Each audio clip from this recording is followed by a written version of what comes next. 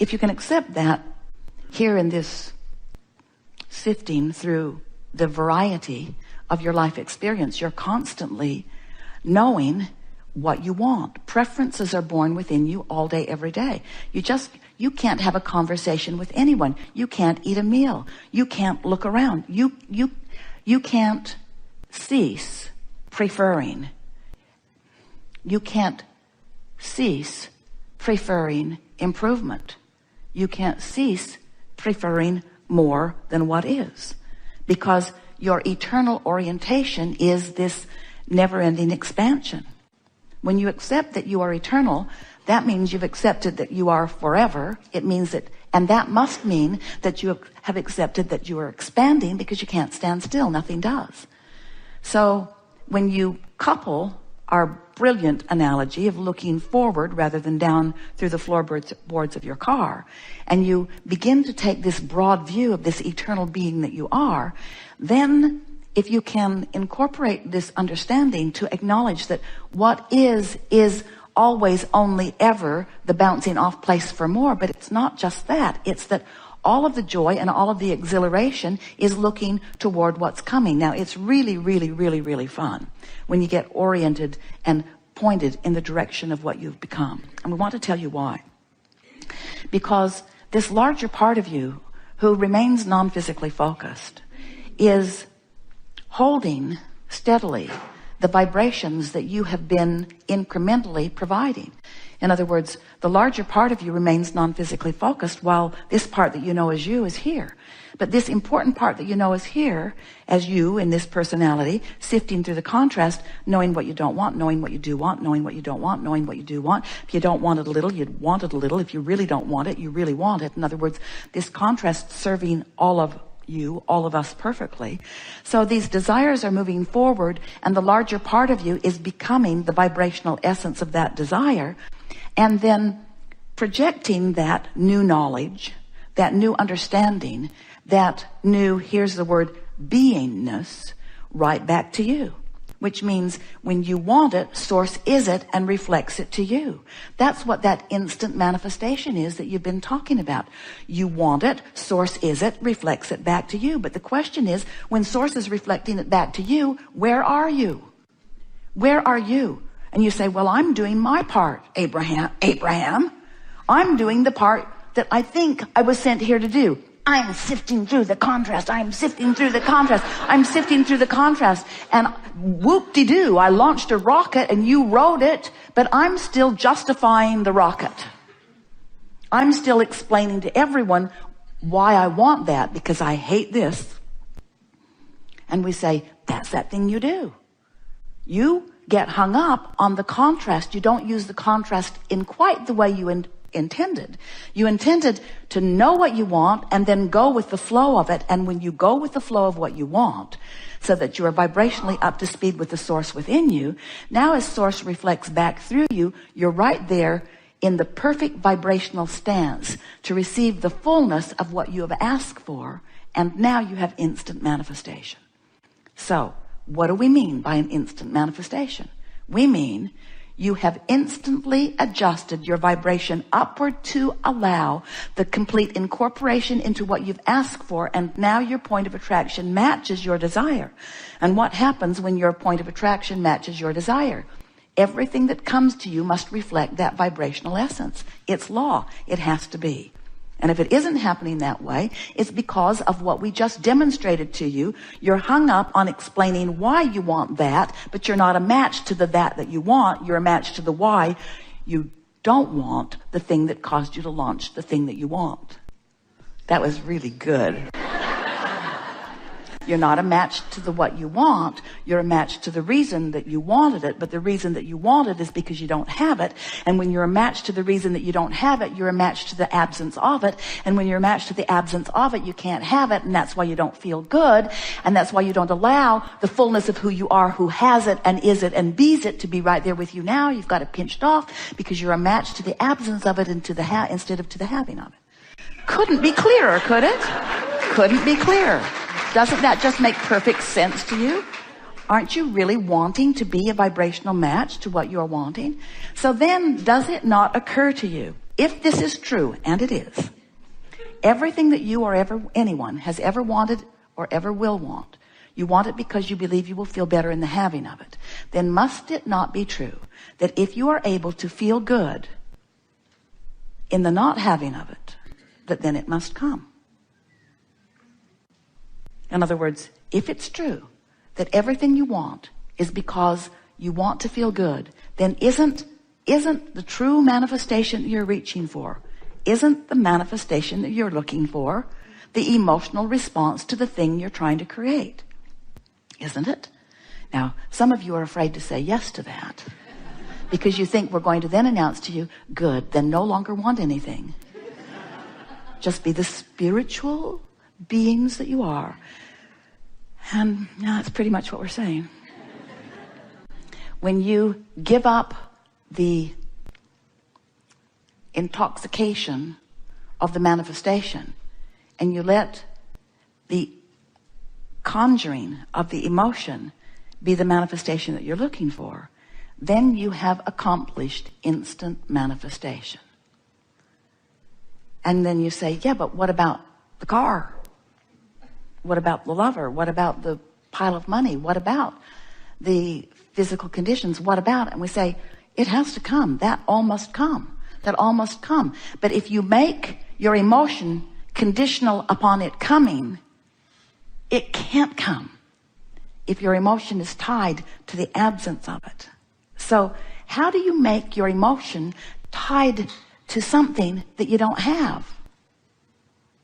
That's the kicker, isn't it? How do I make my emotion be a response to something that isn't yet? And we say, because you're smart. You have the ability to do that. Sometimes you have to get more general. In other words, sometimes you have to remind yourself, well, I believe in law of attraction. It's proven itself to me over and over again. I believe in my ability to focus. I've showed myself that on many occasions. I trust in the universal laws. I've practiced it enough to know. I have enough evidence. I get it that when I'm in a bad mood, things don't go well for me. And when I'm in a good mood, things go better for me. I get it that my mood affects things. And since I've been paying attention to that, I really get that. So even though I am the first to admit that I cannot yet very well control my mood, I am willing to admit that my mood does affect what comes next. Well, that's a general statement, and it's a very powerful first step, isn't it? So when we ask you, and we're going to do it here just because we want to, why do you want what you want? Why do you want what you want? What do you want? What do you want? What do you want? If you meet someone on the street and they say, hello, what do you want? What do you tell them? Well, now we've coached you into the perfect answer. But what kind of things do you tell normal people? Well, I want a better job. And I want my body to look better or feel better. Or I want more money. I want more freedom. I want to do more fun things. I want to have the freedom to travel. I want a better living environment. I want my, and of course you do say, I want to be happy. But most of the time when you're thinking of manifestations, you're thinking of stuff, aren't you? Or conditions, aren't you? You're thinking of something other than your emotion over which you have complete and immediate control. And we just want to convey to you that if you can leave this gathering accepting personally for yourself that what you really are wanting to be the creator of is the emotion which you have the ability to conjure no matter where you are within 10 minutes, we're not kidding you. And that if you will, in fact, deliberately conjure the good feeling emotion within 10 minutes, whenever anything is out of whack for you, that you will begin to show yourself the power of your point of attraction. And we want to put this to you in a stronger way than we ever have. We want you to show yourself the power of our point of attraction. Our point of attraction. Because you're not in this alone. You weren't alone when you came, and you're not alone now. And you're not alone when you're moving through the contrast, and we're not talking about the other billions of people that you're interacting with or the circumstances and events that are around you. We're talking about the fullness of source energy who is present within you now, who has a powerful point of attraction. Now hear this. Oh, so good. So you get law of attraction, sort of, kind of, don't you? That you get what you think about and that things come back to you in response to how you're feeling. So you were source energy before you came into this physical body, and a part of you is here now. So there are potentially 2 points of view that are offering vibration, and law of attraction is responding to those 2 points of view. Those 2 vantage points, the vantage point of who you really are and the vantage point of who you're being right now this red hot minute. So as these 2 vantage points, let's say they're different. Let's say source loves the person you're looking at and you loathe the person that you're looking at. There is a vibrational difference. And that vibrational difference has 2 points of attraction, because law of attraction is responding to how source feels and law of attraction is responding to how you feel. And since you're in on all of this, you've got tension in your vibration. And that's what negative emotion is. It's the indicator of the difference in your frequencies. So we want you to know that this part of you, this non-physical part of you, will win. But you can tear yourself up pretty good in the process. In other words, eventually you're going to croak and you're going to have one pure point of attraction. You're going to feel really, really good. We just don't think you should have to croak to get there. So what about that?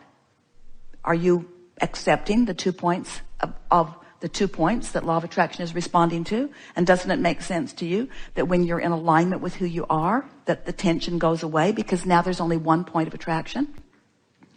So if you've been listening to us for a while or watching us for a while, you've seen us say when you come into alignment with source, because source holds steady. But today, we're not saying anything different. We just want you to look at it differently. If source is always fully present right here, forward, in this leading edge, powerful now where you are. If source is right here with you, don't you want to release any resistance so that you can allow this 1 point of attraction? And the reason we're putting it to you like that is because it's one whopping, walloping energy that creates worlds point of attraction. And the reason we're putting it to you this way is because we want to convince you, best sales job we've ever done so far. If you will work to allow yourself alignment so that you can be the full receiver of source right here and now. If you've taken the time to conjure the emotional manifestation in that 10 minutes that we're talking about, and you allow this coupling, this blending, this complete merging with this powerful point of attraction, doesn't it make perfect sense to you that the details are going to fill in for you and fill in for you fast in order to complete your representation of what instant manifestation means to you? Because you never meant just feel good about the car I don't have. You never meant that. You never meant just feel good about the lover who's not yet in my bed. You always meant, I want my lover in my bed. I want my car in my garage. I want the money in my bank account. I want credit limits on my credit cards. In other words, you always meant, when you talk about manifestations, you're talking about the fullness of it. And well, you should, because you are creators. You are creators. You didn't come here to sit on a cloud and just om. That was not your plan. You came into the details of all of this delicious beauty, in all of this delicious leading edge representation of vibration. You came to fully create and be enveloped by beautiful, lovely, wonderful leading edge, physical, manifested, material, and yet spiritual things. In other words, we want you to know that source is right out here on the leading edge.